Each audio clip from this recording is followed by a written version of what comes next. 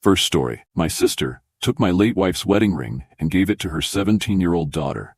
Now my family wants me to let it go, but I can't stand by and let it happen. It's been 4 years since I lost my wife, Rachel, to cancer, and every single day still feels like a struggle. We were together for 15 years, and losing her was like losing a part of myself. The pain never really goes away. Sure, it fades in the background sometimes, but it's always there, lurking. After she passed, I kept her wedding ring in a small jewelry box on my dresser. I couldn't bear the thought of getting rid of it, so I left it there, something to remind me of all the good times we had. It was the one thing left that truly belonged to her. Every time I looked at that ring, I remembered her smile, the way she'd laugh, the way we'd joke about growing old together. The thought of losing it was almost unbearable. But now, here we are, my family, my sister, and her daughter, who is now engaged at just 17. Yeah, you heard that right, 17. I've had my concerns about Emma getting married so young. To me, it feels rushed, and I worry that she's not fully ready for what's ahead. I voiced my opinion to my sister Laura, and I told her I thought it was a bit insane. But that's not even the crux of this story. A few weeks ago, something happened that I can't shake off. I went to my dresser one night to check on Rachel's ring, only to find it missing. At first, I told myself I must have misplaced it.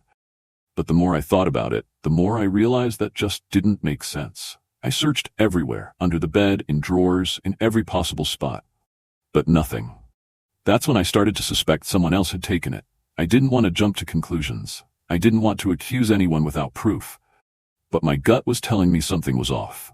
I tried to push the thought out of my mind, but I couldn't ignore it.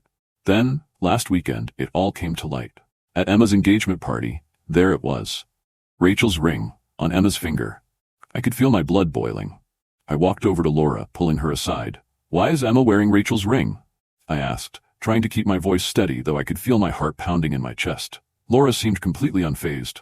"Oh, Emma just loved it when she saw it once," she said, brushing it off like it was no big deal.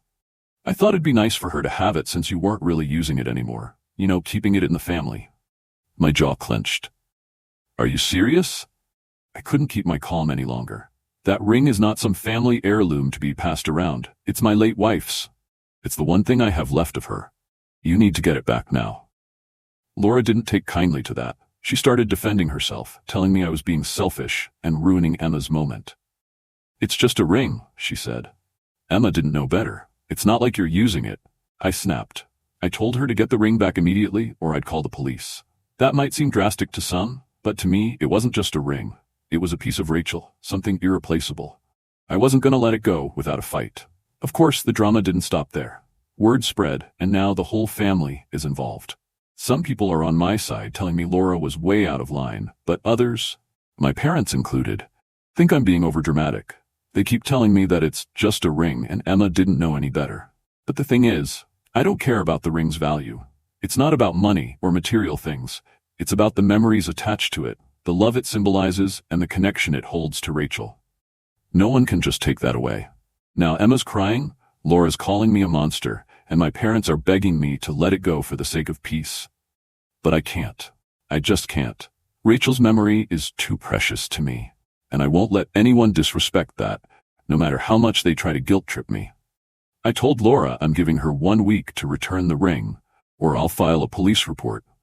And now, the rest of the family is turning on me.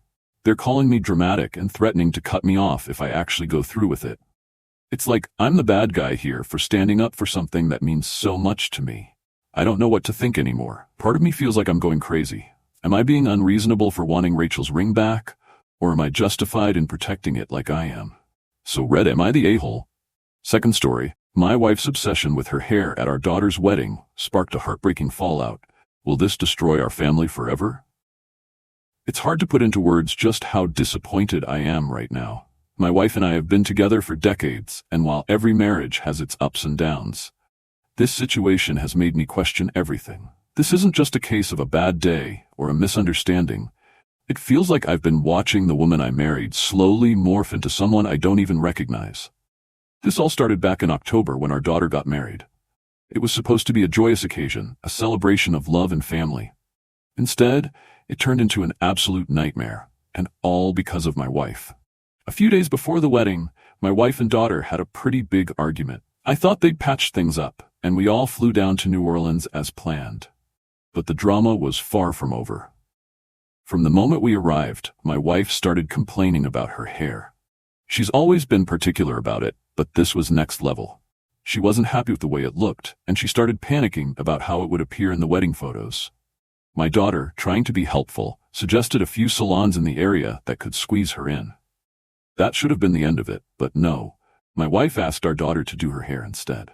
Now, it's worth noting that my daughter is a licensed cosmetologist, but she hasn't been doing hair professionally in a while. She's been focusing on her nursing career and wedding planning, so she's already been stretched thin. Still, she agreed, because she wanted to help her mom. What followed was nothing short of absurd. The first appointment lasted 6 hours. My wife has a lot of hair, and she wanted it foiled back to back, which takes time and effort. When my daughter was finished, my wife decided it was too warm and asked her to do it again. 6 more hours. After that, it was too cool, so she demanded a third session. That's 18 hours of grueling work over just a couple of days. Here's the kicker. The third appointment was on the morning of the wedding. My wife had the audacity to start the session by sniping, "Don't take another 10 hours to do it." My daughter, already exhausted and running on fumes, did her best. But when she told my wife she couldn't do it a fourth time because she was worried about damaging the hair, my wife completely lost it. What really broke my heart was seeing my daughter in tears on her wedding day. She had been running herself ragged, juggling her nursing shifts, wedding planning, and now this ridiculous hair saga. Her feet were blistered from running around, and she could barely walk in the heels she'd bought for the ceremony. Despite all that, she tried to stay strong and keep the day as perfect as she could. After the wedding, her new husband, politely but firmly, asked if we could leave the next day. I didn't blame him one bit. I was just as done with the situation as he was. Once we got home, you'd think the ordeal would have been over. But no, my wife escalated things even further. She went on a tirade, claiming her hair was ruined and that she'd have to spend a fortune to fix it. Then she texted our daughter, ripping into her for destroying her hair. Her tone was cruel and completely uncalled for. My daughter's response? A simple, "I'm sorry." And then, silence. Since then, our daughter has barely spoken to us. She sent me a brief Thanksgiving message, told me she loved me, and kept in touch with her siblings, but she hasn't reached out to her mom at all. Frankly, I don't blame her. She poured her heart into helping her mom, working tirelessly and spending over $400 of her own money on products, only to be met with nothing but criticism. What hurts the most is that my wife doesn't seem to see the damage she's done. I've tried reasoning with her, telling her over and over that her hair looked great and that our daughter didn't deserve this treatment. Her response? It's her job. That phrase alone makes my blood boil. Our daughter wasn't working as her stylist that week. She was a bride, a nurse, and a human being who needed support. Instead, she was treated like a punching bag. This isn't the woman I married. The mother I knew would have been proud of our daughter's hard work and grateful for her help. Now, it feels like all my wife cares about is her appearance, even at the expense of her own family.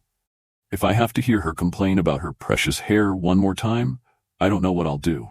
No hairstyle is worth the relationship she's throwing away with her daughter. I don't know how to fix this. All I know is that if things don't change soon, I might have to make some hard decisions for my own sanity. Because right now, I feel like I'm losing not just my daughter, but the woman I thought I'd spend the rest of my life with. Third story, entitled "Woman Causes Chaos at Chick-fil-A Drive-Thru, Gets Exposed by Police and Karma Strikes Hard." So picture this. I'm at Chick-fil-A the other day, standing in line at the drive-thru, ready to grab my order and go. Now, this location is set up with 2 separate lanes, one for regular orders and one for people like me who use the mobile app and skip the line. I'm all about that mobile lane, way quicker. Normally it's smooth sailing, but not today. As soon as I pull in, I see her cut me off. Just zooms into the parking lot without a second thought. It's a red flag, but I don't want to make a big deal out of it, so I just pull into the mobile lane behind her. There's no one else there, so I figure it's not that bad. Now here's where it gets interesting. As I sit there waiting, I realize something's off. She's not holding a phone, not scanning a QR code like she's supposed to. Instead, she's just sitting there, waving her hands around, trying to get the attention of the staff. Newsflash. No one's monitoring the mobile lane, lady. It's meant for people who use the app, not for impatient drivers. Then, it happens. She starts honking like a lunatic. Seriously, laying on the horn like it's some sort of emergency. The poor employee finally walks over to her car, and before he can even say a word, she starts shouting her order. And I mean shouting. It's not just a quick order. It's like she's ordering for an entire football team. Once she's done with the order, she just drives off, no payment. The employee has to chase her down just to get her to pay. Meanwhile, I'm still stuck behind her, having already scanned my code, completely ready to grab my food in seconds. But no, I'm stuck behind her like she's some sort of roadblock. So, after all that, she finally pulls up to the window, and here's where it gets even crazier. The employee asks her to pull forward to one of the waiting spots, which is totally standard protocol, so they can serve the rest of us with orders ready. But the entitled woman, of course, refuses.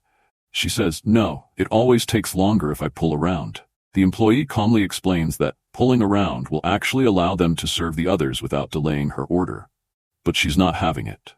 She responds with, it's not really fair to prepare their orders before mine when I was here first. At this point, the employee, who's clearly trying to be patient, starts explaining how food stations work.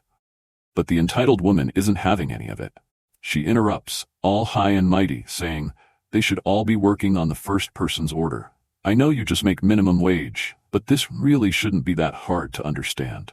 I'm sitting there in disbelief, just watching this whole thing unfold. But it gets worse.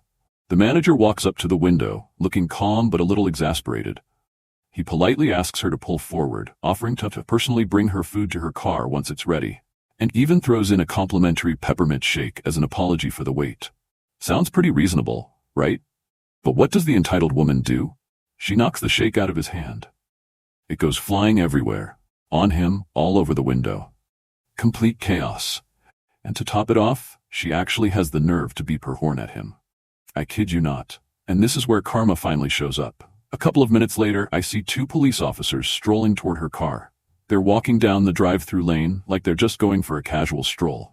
The entitled woman, clearly thinking she's untouchable, laughs at the manager and says, you really called the police? The manager, now completely done with her antics, responds calmly. No ma'am, they were actually already here. They were at the counter when I walked by, covered in the shake you knocked over. They heard you shouting and honking and came to check on the situation. By this point, the officers reach her car. They tell her that if she doesn't pull forward to talk to them, they'll arrest her for assault and move the car themselves. And what does she do? She speeds off, just takes off out of the parking lot. The police officers just stand there laughing. Apparently, she's got a vanity plate that's easy to remember. The officers tell the manager they're adding obstruction of justice to her list of charges when they track her down for failing to comply with a lawful order. And you know what? After everything that went down, I was just sitting there thinking, karma has a funny way of making things right. So yeah, I'm sharing this because it's one of those rare moments where you get to see someone get exactly what they deserve. It's not every day you witness someone get so caught up in their entitled attitude that the universe and the law come knocking on their door. Definitely made my day.